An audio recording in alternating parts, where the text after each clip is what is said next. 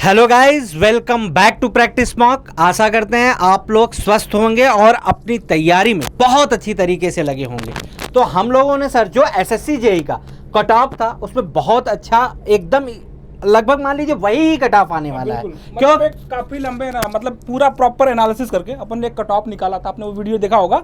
तो वो जो कट ऑफ है ना, आफ्टर नॉर्मलाइजेशन का कट ऑफ था, मैंने पहले क्लियर किया था। तो आप एक वीडियो आप वो देख सकते हो कट ऑफ वाली। उसके बाद अगर सर आप एक बार इनको, क्योंकि देखो सर बहुत सारा मैसेज आ रहा था स्टूडेंट का, सर एक बार आप गाइड कर दो कि सर किस तरीके से एसएससी जेई की तैयारी शुरू करनी चाहिए थी। क्योंकि सर दिक्कत क्या है ना सर, इनके पास ना तो कोई प्रीवियस ईयर क्वेश्चन है, इनको सोर्स नहीं पता सर कहाँ से क्वेश्चन की प्रिपरेशन करनी है, कैसे क्वेश्चन की प्रैक्टिस करनी है, ये सारी बातें एक बार सर इनको बता दीजिए। देखिए जो एसएससी जेई का कट ऑफ, जनरल की कट ऑफ सुशील सर ने बताई थी, वो बताई थी आपकी ये 115 से लेके 120 तक जाने वाली है। तो आप बोल सकते हो 110 से लेकर अगर तैयार आपका अगर वो रेंज है 110 अगर प्लस है आपका, तो आप तैयारी शुरू कर दीजिए। क्योंकि यार 4 दिसंबर को एग्जाम है, बहुत ज़्यादा समय है नहीं। और अब की बार आपको न्यूमेरिकल, क्योंकि कैलकुलेटर अलाउ है, कैलकुलेटर अलाउ है, तो इसका मतलब ये है कि न्यूमेरिकल वाले क्वेश्चन का वेटेज अब की बार 40% से तो एबव ही रहेगा। 40% तो रहने ही वाला है, और वो 1 मार्क्स का है। लेकिन अब की बार इसमें क्वेश्चन पर क्वेश्चन 3 मार्क्स का तो आपको समझ लो 3 मार्क्स का क्वेश्चन तो न्यूमेरिकल वाले होंगे ही। तो आपको अगर तैयारी करनी है, आपका जो रेंज है, हम लोगों ने कट ऑफ का भी वीडियो बनाया, आप जाके वहाँ से देख सकते हो। तो आपको तैयारी अभी से शुरू करनी पड़ेगी। और उसमें सबसे पहला स्टेप क्या करना पड़ेगा, आपको कोई आइडिया नहीं है कि एसएससी जेई में कैसे क्वेश्चन आते हैं, मेंस के कैसे आएंगे, तो आपको हम लोगों ने पहले भी बता के रखा है कि इसके लिए क्या है कि आप अब थ्योरी ऑलमोस्ट पढ़ चुके हो। आपने थ्योरी, अगर एसएससी जेई की आपने पूरी तैयारी की हुई है तो आपने ऑलमोस्ट पूरी थ्योरी आपने पढ़ ली है। थ्योरी में ज़्यादा फोकस करना नहीं है, जितने ज़्यादा से ज़्यादा क्वेश्चन की प्रैक्टिस करनी पड़ेगी। और क्वेश्चन की प्रैक्टिस कहाँ से होगी? मॉक टेस्ट से। कि आप मॉक टेस्ट दोगे तो आपको अपना अंदाजा लगेगा कि आप न्यूमेरिकल पे कहाँ लैग कर रहे हो, कहाँ पे क्या प्रॉब्लम आ रही है। और सर ने एक वीडियो में और भी बताया था कि आप अभी से, जब कट ऑफ वाली वीडियो बनाई थी तब हम लोगों ने बताया था कि ईएससी के क्वेश्चनों से आप प्रैक्टिस कर सकते हो। क्योंकि एसएससी जेई, देखो आप एसएससी जेई का क्या रहता है कि वो पहली बार बना रहे हैं, तो सर वो बहुत ऐसा है कि वो ईएससी के क्वेश्चन सिमिलर टाइप के क्वेश्चन दे सकते हैं सर। देखो एक्चुअली देखो बात क्या है ना सर, मैं बात करूँ एसएससी जेई अगर मेंस की मैं बात करूँ, देखो इस बार क्या है ना, इन्होंने पहली बार मेंस ऐड किया, बिल्कुल सही बात है। अगर इन्होंने पहली बार मेंस ऐड किया है, और क्या इनके पास टोटल आपके पास देखो जो पेपर होने वाला वो सीबीटी के नेचर में होने वाला। तो एक बार क्लियर कि सर यहाँ पे आपको क्वेश्चन जो अटेम्प्ट करने हैं 2 घंटे में टोटल 100 क्वेश्चन केवल अटेम्प्ट करने हैं। 2 घंटे में 100 क्वेश्चन का मतलब ये हो गया कि आपको पर क्वेश्चन कितने 3 मार्क्स के हैं। और यहाँ पे ये बात क्लियर है कि इस बार जो पेपर होगा ना, उसके बाद ये जो पहली बार पेपर हो रहा है, तो इस बार जो क्वेश्चन मिलेंगे आपको ना, जो आपने प्री वाले पेपर देंगे सीबीटी 1 दिया होगा, उससे अच्छे लेवल के मिलेंगे। तो बात आके यहाँ पे अटक जाती है ना कि सर बात तो ठीक है, अच्छे क्वेश्चन मिले, लेकिन हम प्रैक्टिस कहाँ से करें। तो देखो सर मेरा मानना है कि अगर आपको 2 घंटे में 100 क्वेश्चन दे रहे हैं, इसका मतलब ये क्लियर है वो गेट लेवल तक नहीं पहुंचेंगे, नहीं। और ना ही किसी, आप देखोगे कि सर एई वाले एग्जाम्स भी होते हैं ना, उसमें सारे क्वेश्चन आपको गेट लेवल नहीं होते, दिया जाता है सर, अच्छे क्वेश्चन होते हैं, बट ये नहीं कि गेट लेवल के होते हैं, ऐसा नहीं होता है। तो आपको जो प्रैक्टिस करनी है अभी से ना, सबसे जो पहला बेसिक काम आपको ये करना है कि आप सबसे पहले ईएससी की पीवाईक्यू, ठीक है, इंजीनियरिंग सर्विसेज की पीवाईक्यू के क्वेश्चन आप कर ले जाओ। वहाँ पे आपको क्या करना है कि आपको सारे क्वेश्चन अटेम्प्ट कर ले आने। उसके बाद एक बार जब आपने ईएससी कंप्लीट कर लिए, तो अब आपके पास आपको क्या करना होगा कि आपको कुछ मॉक लगाने होंगे। क्योंकि देखो आप जब एसएससी जेई के, जब ईएससी के सबसे पहला काम, जब ईएससी के पीवाईक्यू लगा ले जाओगे ना, यहाँ से आके most of the question clear हो जाएंगे। बट होगा क्या ना कि अगर आप पहली बार ईएससी के पीवाईक्यू लगा रहे होंगे ना, तो आपको बहुत सारे क्वेश्चन में हो सकती है दिक्कत आए, ठीक है। तो आपको बहुत डिफिकल्ट वाले क्वेश्चन में फंसना भी नहीं है, ठीक है। क्योंकि आपको करना है कि मैक्सिमम क्वेश्चनों की प्रैक्टिस करके आना है। उसके बाद आपको क्या करना है, कुछ नए क्वेश्चन की प्रैक्टिस करनी पड़ेगी, जिसका लेवल आपको डिसाइड किया जाए कि मतलब वो जो लेवल हो ना कि सर एसएससी वाले पेपर में कि आप 2 घंटे में कितने क्वेश्चन, क्योंकि देखो हो सकता है ईएससी में सारे क्वेश्चन टफ वाले भी हो सकते हैं। तो आपको ऐसा नहीं कि सारे टफ क्वेश्चन की तरफ भागना है। एक प्रॉपर इस तरीके से, जिस तरीके से मैंने आपको बताया था, सर प्रीलिम्स में क्या होता है सर, टाइम का एक बहुत बड़ा फैक्टर होता है ना, कि आप देखो कि सर आपका जो पेपर है आ तो सब रहा है, लेकिन क्या आप 2 घंटे में 200 क्वेश्चन अटेम्प्ट कर पा रहे हो? मेन बात है, क्योंकि आप आराम से करोगे तो रीजनिंग भी अटेम्प्ट कर लोगे, आप टेक्निकल भी अटेम्प्ट कर सकते हो। अब आपको जो प्रैक्टिस आपको करनी मॉक से, ठीक है। आपको क्या करना है सर, यहाँ से नंबर ऑफ क्वेश्चन आपको यहाँ से आप क्वेश्चन लगाओ, प्रैक्टिस करो, ठीक है, लेकिन आपको लास्ट में मॉक लगाने बहुत जरूरी है। रीजन बीइंग कि जब तक आप मॉक नहीं लगाओगे ना, तब तक आप ये सारी बात देखो, टाइम मैनेजमेंट, ठीक है।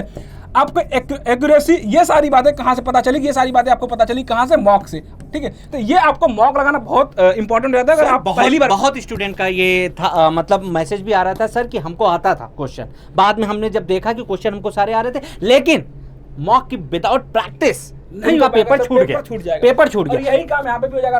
अगर आपने मॉक नहीं दोगे, आप मॉक टेस्ट आप नहीं दोगे तो आपके क्वेश्चन जो है छूटने के बहुत ज़्यादा चांसेस हैं। और आप एक चीज़ और एश्योर कर देता हूँ मैं, मान लो आपका प्री में थोड़ा बहुत कम नंबर रह गया है, मान लो आप कट ऑफ को जस्ट पार ही की हो, तो आप एक काम ये कर सकते हो, इसमें आप इतनी मेहनत कर सकते हो, इतनी प्रैक्टिस मॉक मतलब मॉक का टेस्ट आप लगा के जा सकते हो कि आप अच्छा स्कोर इसमें कर सकते हो। इसमें रीजन है ना कि सर वहां पे क्या है ना कि वहां पे आपको अगर 10 नंबर बढ़ाने हैं प्रीलिम्स में, CBT 1 में, तो आपको 10 एक्स्ट्रा क्वेश्चन करने पड़ेंगे। लेकिन आप देखो ना सर, अगर यहाँ पे आपको एक क्वेश्चन 2 मार्क्स के, पर क्वेश्चन आपके पास 3 मार्क्स के, अगर आपको यहाँ पे 10 नंबर बढ़ाने हैं तो आपको क्या करना पड़ेगा, यहाँ पे 10 नंबर बढ़ाने के लिए आपको केवल कितने क्वेश्चन करने पड़ेंगे, 3 क्वेश्चन करने पड़ेंगे, ठीक है। मतलब 3 क्वेश्चन में 9 मार्क्स बढ़ जाएंगे। इसका मतलब आप थोड़ा सा भी अगर लैग कर गए तो आपको बिल्कुल भी परेशान होने की जरूरत नहीं है, क्योंकि अगर आपने ना बाकियों से 4 क्वेश्चन 5 क्वेश्चन भी ज्यादा अटेम्प्ट ले लिया, ज्यादा करेक्ट कर लिया, इसमें आगे बढ़ सकते हो। प्रीलिम्स जो नंबर कम है ना वो यहाँ पे कंपनसेट हो जाएगा। और आप उसमें देखे होगे, आपने अगर मॉक नहीं दिया होगा तभी आपके क्वेश्चन छूटते हैं, क्योंकि अगर आप, मैंने उसमें बोला ही था, चाहे आप सिविल के हो, चाहे मैकेनिकल के हो, चाहे जिस भी ब्रांच के हो, आपको कम से कम 7-8 मॉक तो देने ही पड़ेंगे सर। और आपकी प्रैक्टिस हो जाती है तो ये उतने टाइम में आप क्वेश्चन अटेम्प्ट कर पा रहे हो। नहीं, बहुत स्टूडेंट का ये था सर कि मुझे क्वेश्चन आते थे, मैं वहां तक पहुंच नहीं पाया, मैं रीजनिंग कर रहा था सर, टेक्निकल बाद में अटेम्प्ट किया, बाद में पता चला सर टेक्निकल के क्वेश्चन आसान थे। यहाँ तक कि जिसने पहले रीजनिंग किया उनके टेक्निकल के क्वेश्चन छूटे हुए, जिसने पहले टेक्निकल अटेम्प्ट किया उनके रीजनिंग के क्वेश्चन छूटे हुए। वो क्या होता है कि आप अगर मॉक कम दोगे तो ये पेपर छूटने, क्योंकि एसएससी जेईई अगर हम प्रीलिम्स की बात करें तो वो ऑल अबाउट टाइम मैनेजमेंट है। तो सेम कहानी यहाँ पे भी है। CBT 2 में ऐसा नहीं कि यहाँ पे आप आसानी से आराम से कर लोगे, क्योंकि आपको न्यूमेरिकल क्वेश्चन यहाँ पे भी टाइम लगने हैं, और 1 घंटे में आपको 2 घंटे में आपको 100 आप क्वेश्चन करने हैं। और इसमें ये भी आप मॉक दोगे ना तो आपको ये भी पता चलेगा कि आपको कौन से क्वेश्चन अटेम्प्ट करने हैं पहले, कौन वापस आके करना है। तो अगर सीधे आता है कि सर आप अगर देखो, अगर मैं बात करूँ सर मॉक की ना, तो अपन आपके लिए ही सबसे पहले, अभी क्या है, अभी दशहरा का टाइम भी चल रहा है, ठीक है, अभी दशहरा का टाइम भी चल रहा है, उसके लिए हमने आपके लिए कुछ डिस्काउंट भी दे दिए, ठीक है। ये क्या डिस्काउंट है सर, एक बार आप इनको क्लियर कर दो किस तरीके के सर इनके लिए क्या। अभी तक क्या था सर कि प्रीलिम और मेंस का जो था, प्रीलिम्स और मेंस का जो था, जो हमारा बैच था पूरा टेस्ट सीरीज का, वो था कि 79 का 70-99 का, तो वो अब होके सिर्फ मेंस की तैयारी आपको करनी है। तो मेंस की तैयारी के लिए जो हमारा अमाउंट है वो 499 है। और इस पे भी ये दशहरा के उपलक्ष्य में आपको PM20 डिस्काउंट मिल रहा है, यहाँ पे 20% का डिस्काउंट। तो आपके लिए ये बहुत सुनहरा मौका है। और मैं आपको फिर बता दूं, मॉक बहुत ज्यादा इंपॉर्टेंट है और अभी से देना इंपॉर्टेंट है। क्यों? क्योंकि आप मेंस में लगते थे, पहले सब्जेक्टिव के लिए अलग अप्रोच होती थी, आपको लिखना पड़ता था बहुत सारा पेज, आपको उस रिदम में हो कि सर आपकी थ्योरी पूरी कंप्लीट है, अब आपको सिर्फ और सिर्फ क्वेश्चन की प्रैक्टिस करनी है और कुछ भी नहीं करना है। वो जो मेंस थ्योरी में भी फंसोगे ना तो दोस्त बात मान लो कि अगर आप थ्योरी में फंसोगे तो आप फिर से आपके पास टाइम ही नहीं है इस बार, ठीक है। 4 दिसंबर को पेपर होना है, नहीं टाइम है। अगर आप क्वेश्चन की प्रैक्टिस करोगे ना, डेली 100 क्वेश्चन का प्रैक्टिस कर रहे हो ना आप, तब जाके कहीं आप एक लेवल तक पहुंच पाओगे, ठीक है। और आपको रिवीजन करो, थ्योरी के थ्रू क्वेश्चन के थ्रू ही रिवीजन करो, आपको रिवीजन ही करना, क्वेश्चन के थ्रू रिवीजन करो। और इस आप देखोगे ना, इस मॉक में ना आपको सबसे जो बेनिफिट होने वाला पॉइंट है वो यही बेनिफिट है इसमें ना, कि आपको हर क्वेश्चन के साथ साथ की पॉइंट्स आपको मिल जाएंगे। उस क्वेश्चन से रिलेटेड जितने भी फार्मूला होंगे वो आपको वहीं पे मिल जाएंगे, जितने भी एक्स्ट्रा इन्फॉर्मेशन होगा, एक्स्ट्रा पॉइंट्स बनेंगे आपको वहीं पे मिल जाएंगे। तो आपको अलग से रिवीजन करने की जरूरत है ही नहीं, बिल्कुल नहीं। आप सिंपल, अभी आपके लिए सबसे बेस्ट टाइम है, आपके पास PM20 कूपन यूज करना है, ठीक है। आपको ये कूपन कोड आपका है और आपको 20% डिस्काउंट किस पे में 499 पे, यानी कि सर ये प्राइस ऑलमोस्ट मुझे कितना 399 के आसपास, 400 के आसपास सर, 400 में CBT 2 का। और आप मॉक आप दोगे ना तो आपको मैं गारंटी ये एश्योर कराता हूं कि आपको रिवीजन थ्योरी भी करने की जरूरत नहीं है। उसमें की पॉइंट में जितने क्वेश्चन भी हैं वो आप सारे उसमें रिवीजन कर लोगे, क्योंकि आप रिदम में भी हो, क्योंकि आप प्री में थ्योरी पढ़ चुके हो। अगर हम बात करें RRB जेईई की, देखो ये भी मोस्ट अवेटेड है, तो इसमें भी आपका कितने परसेंट का PM20% का मिल रहा है। ये भी आने वाली है वैकेंसी, देखो अब कब आती है इसके बारे में। और अगर हम बात करें कि अब आई जाएगी ये भी, और अगर हम बात करें अब गेट के जो स्टूडेंट हैं, गेट के लिए भी पूरा प्रॉपर तरीके से जो टेस्ट सीरीज है, और मैंने बोला था यार कि अक्टूबर मंथ से ही आपको चैप्टर वाइज हो गया, चाहे सब्जेक्ट वाइज हो गया, चाहे टॉपिक वाइज हो गया, सारे टेस्ट आपको देने पड़ेंगे, तब गेट में आप अच्छे मार्क्स ला सकते हो। तो गेट पे भी आपका PM20 लिखा आप 20% का ऑफ ले सकते हो। बहुत ही सुनहरा मौका, और इसमें मैं आपको बता रहा हूं, इसमें सारे टॉपिक टेस्ट भी हैं, सब्जेक्ट टेस्ट भी है, सेक्शनल टेस्ट भी है, और फुल टेस्ट भी है आपका ऑल ओवर। और लास्ट में आपका जो है फुल लेंथ के टेस्ट जो होंगे ना, बहुत अच्छे टेस्ट बने, आप इसको देखो। और जाके अगर आपने मॉक का नहीं दिया हुआ है, जो मैकेनिकल में है HMT का फ्री मॉक दे रखा है, आप जाके वहां से क्वेश्चन देख सकते हो। और सर सिविल में कौन सा है? सिविल में सर सॉइल वैकेंस अभी आपको ना क्या गया, फ्री ऑफ कॉस्ट है, आप वहां से एक बार जाके प्रैक्टिस करके आप ये देख सकते हो कि किस तरीके के क्वेश्चन वहां से मिलते हैं। तो आपके लिए दशहरे के लिए आपके लिए ये प्रैक्टिस मॉक आपको 20% का डिस्काउंट दे रहा है। तो आप जाके गेट का हो गया, इसरो, अभी इसरो भी वैकेंसी लगी हुई है, उन्होंने अभी डेट अभी अनाउंस नहीं किया हुआ है, उस पे भी आप जाके 20% जो 400 का है वो कितना हो जाएगा, 319 का। तो आप इस अपॉर्चुनिटी का लाभ ले सकते हो।